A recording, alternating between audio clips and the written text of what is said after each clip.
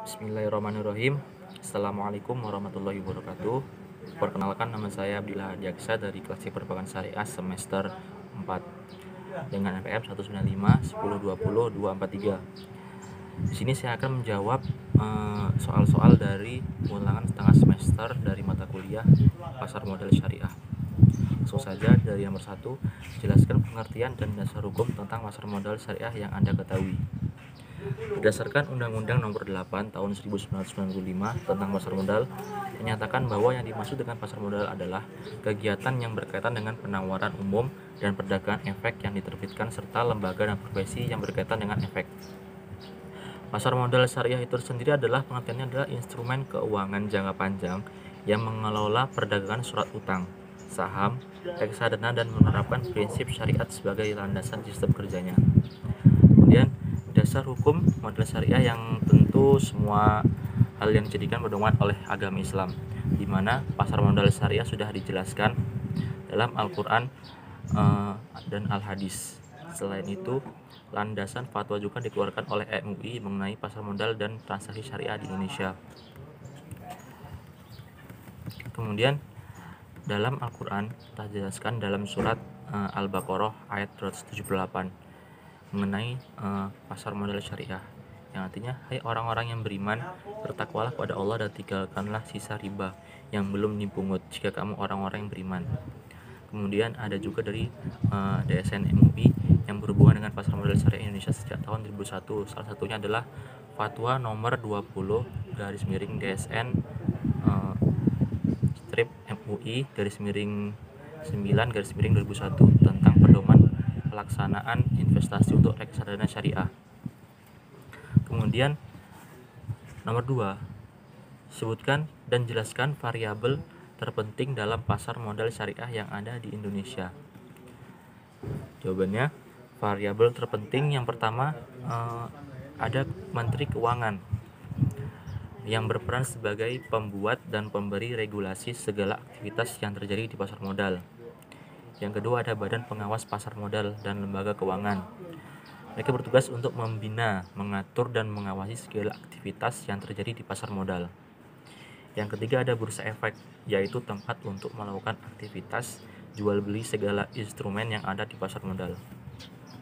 Yang keempat adalah Lembaga Clearing dan Pinjaman, yaitu bertugas menjamin pembeli modal sampai menerima saham yang dibelinya, dan pihak penjual juga menerima uang dari hasil penjualan surat berharga. Yang kelima ada Lembaga Penyimpanan dan Penyelesaian, bertugas untuk menyimpan efek dalam bentuk elektronik, menyelesaikan transaksi efek, melakukan tanggung jawab dan administrasi rekening efek pelaku pasar modal. Yang keenam ada perusahaan efek, dan yang ketujuh ada investor. Investor itu yaitu orang yang melakukan kegiatan di bursa efek, mulai dari membeli dan menjual efek saham atau efek satu sama lain.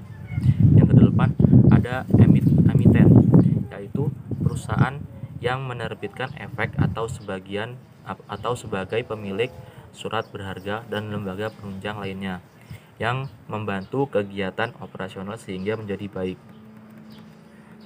Kemudian soal nomor 3, berikan pendapat Anda mengenai perkembangan pasar modal syariah di Indonesia dan bagaimana menurut Anda pentingnya berinvestasi dalam Islam.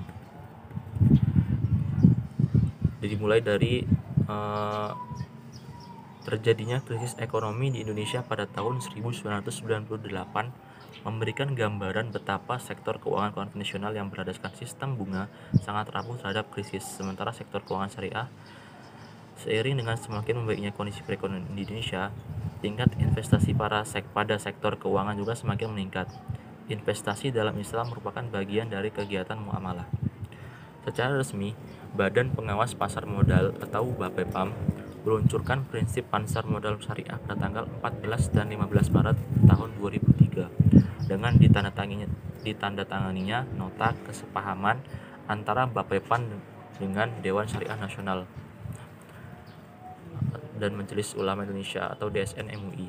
Berdasarkan data anggota bursa atau AB atau sekuritas yang menyediakan transaksi online syariah, dalam 5 tahun terakhir jumlah investor syariah sudah meningkat 1.500% menjadi 82.500 investor per September 2020 dibandingkan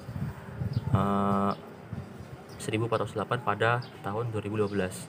Dari jumlah tersebut yang aktif bertransaksi mencapai 25,2%. Pasar modal syariah kini menjadi pilihan investasi yang populer bagi masyarakat Indonesia. Kedepannya diperkirakan pasar modal syariah akan makin maju.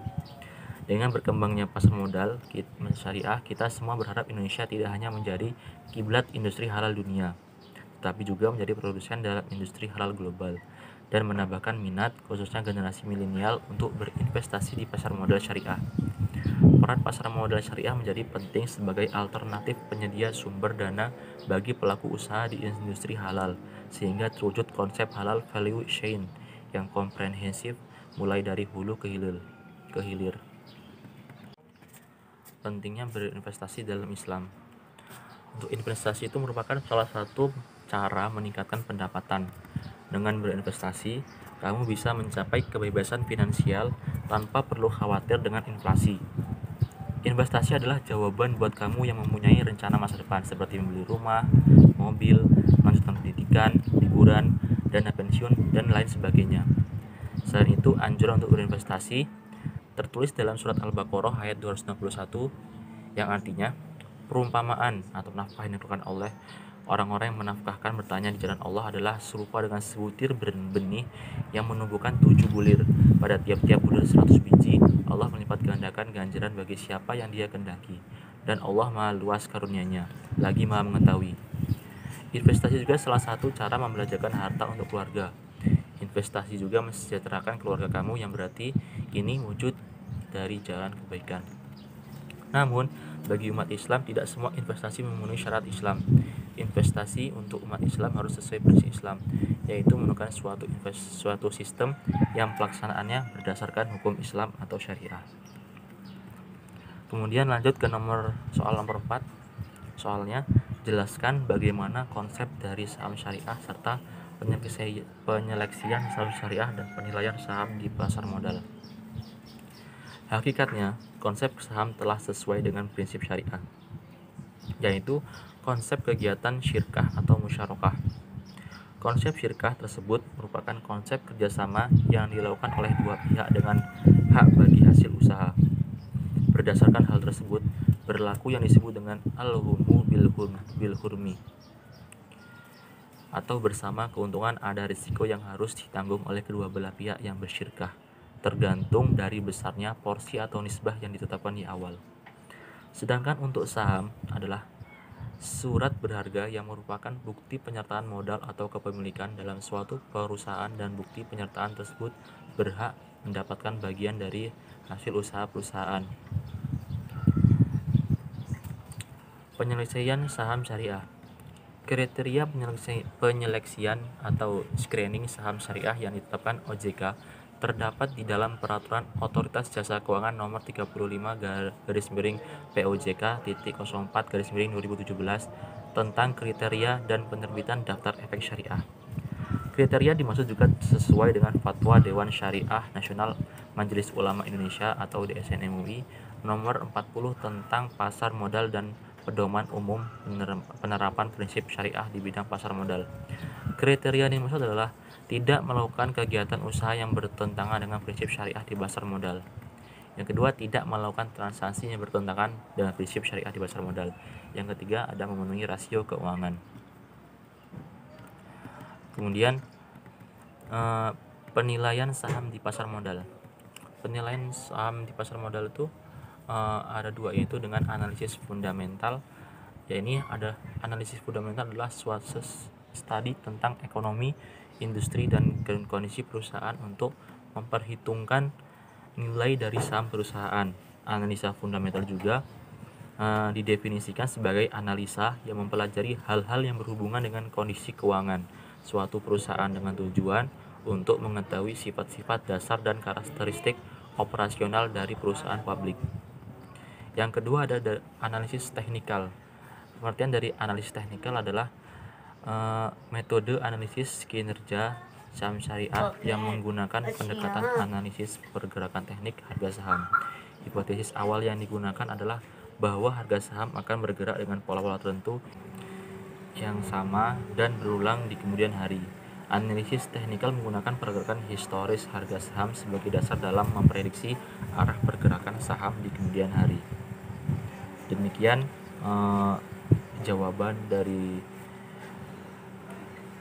UTS Pasar Modal Syariah dari saya. Kurang lebihnya saya mohon maaf apabila banyak kesalahan. Kepada Allah saya mohon ampun. Ihdinas siratal mustaqim. Saya akhiri. Wassalamualaikum warahmatullahi wabarakatuh.